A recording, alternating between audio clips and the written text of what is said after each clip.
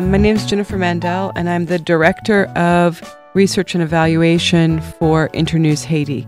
We collected more than 8,000 surveys between the middle of March and the end of September. For any project, any humanitarian assistance or development project, it's important to understand what kind of impact you're having, because these organizations, they will modify what they've done in one location to implement it in another. And so you need to know what's working and what's not working so that you can improve your project and have an even bigger impact. Health information is the #1 information need of the Haitian population. And that's been very surprising. When we instituted the audience surveys, I expected people's information needs to change over time. So we found that 46% of the population expressed a need for health information as their #1 information need.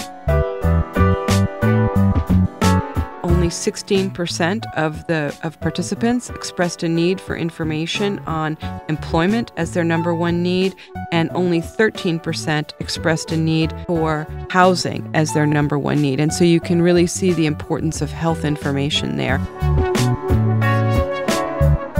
57% of the people surveyed said that they have a radio. 72% said they have a cell phone, many of which also have built-in radios. When people mentioned the sources of information in which they have confidence, they mentioned churches or religious communities as their #1 source of information in which they have confidence. 84% of the people said that, and 81% said that radios were the source of information in which they had the most confidence.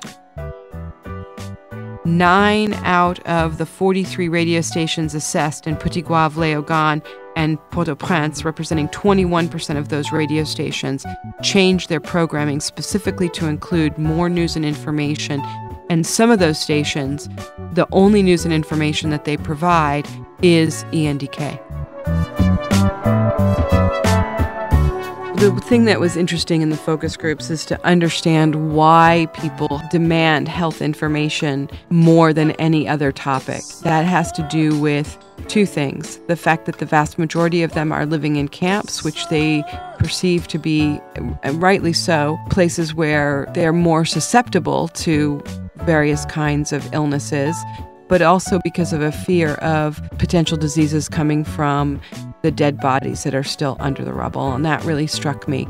The other thing that was really interesting that came out of our focus groups is that people seem not to find the media in general as a credible source of information around the elections. In contrast, they do find ENDK to be, in general, a very credible source of information, and that was very good to know.